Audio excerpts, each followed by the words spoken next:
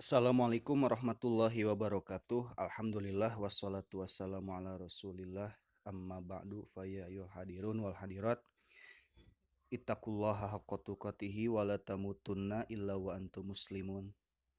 Anak-anakku sekalian kelas 12 SMA Negeri Situraja yang Bapak cintai. Alhamdulillah kita bisa bertemu kembali eh,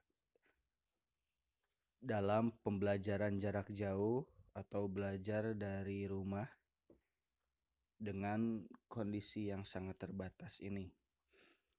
Kita akan melanjutkan untuk pertemuan kali ini yaitu masih tentang berpikir kritis, pertemuan terakhir ya, tentang berpikir kritis. Sebelum kita memulai, jangan lupa untuk subscribe and like ya. Dari 350 siswa baru 100-an. Berarti ada 150-an lebih yang belum subscribe and like ya. Tolong keikhlasannya tanpa dipungut apapun untuk subscribe and like ya, agar kalian bisa menikmati konten-konten materi PAI ini dengan lancar ya. Itu saja, jangan lupa untuk subscribe and like. Sebelum kita memulai, alangkah baiknya kita mengulas atau belajar membaca Al-Quran terlebih dahulu seperti biasa, yaitu surat Ali Imran ayat 190 sampai 191. Mari kita mulai. Dengarkan dengan baik. A'udzu billahi minasyaitonir rajim. Bismillahirrahmanirrahim. Inna fi khalqis samawati wal ardi wa ikhtilafil laili wan nahar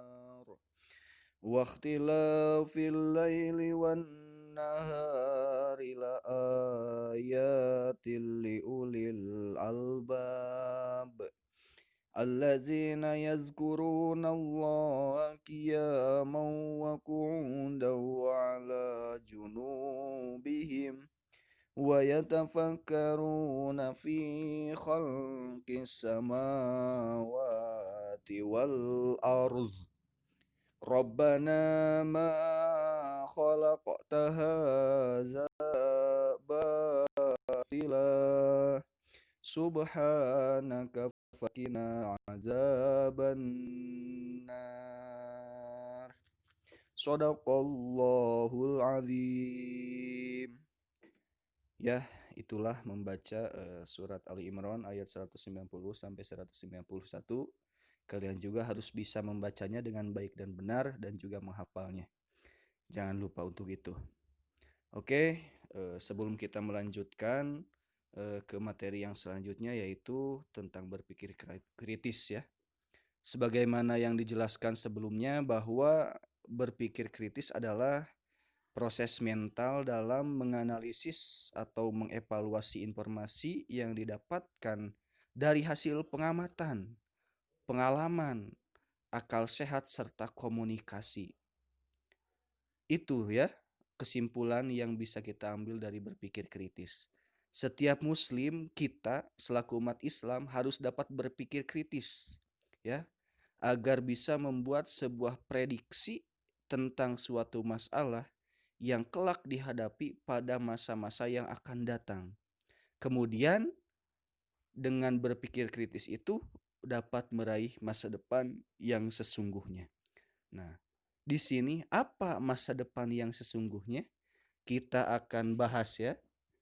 Kita akan bahas tentang masa depan yang sesungguhnya. Oke, ada sebuah hadis yang diriwayatkan oleh Abi Ya'la ya, tentang berpikir kritis. Kita baca saja ya.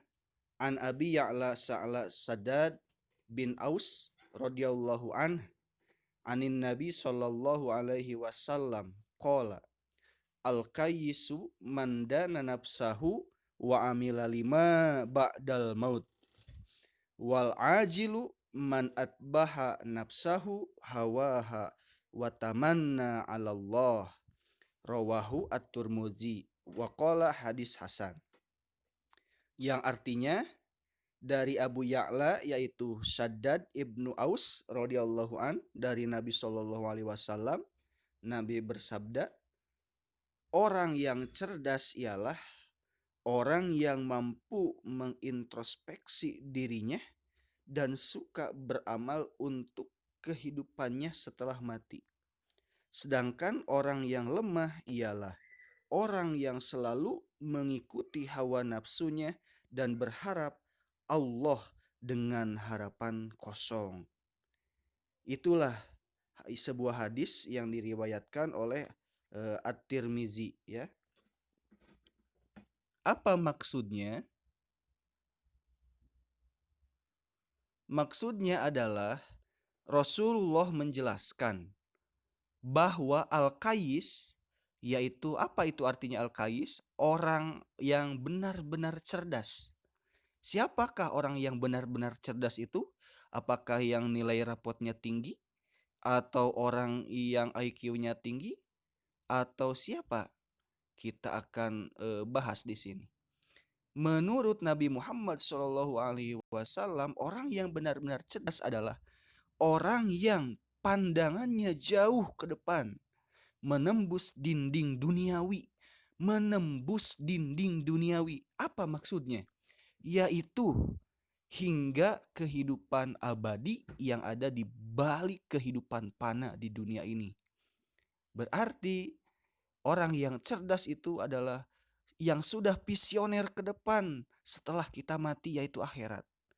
Tentu saja hal itu sangat dipengaruhi oleh keimanan seseorang kepada adanya kehidupan kedua, yaitu akhirat ya. Oke, berarti orang yang cerdas itu yang pertama, apakah orang itu percaya terhadap akhirat? Nah, itu dulu. Kalau percaya, maka dia akan berpikir visioner ke depan, jauh ke depan, bagaimana mempersiapkan diri untuk menghadapi akhirat. Orang yang tidak meyakini adanya akhirat atau hari pembalasan tentu tidak akan pernah berpikir untuk menyiapkan diri dengan amal apapun. Enak-enak saja di alam dunia ini, mengikuti hawa nafsu mereka saja, seenak jidat saja, maksiat atau apapun yang lainnya.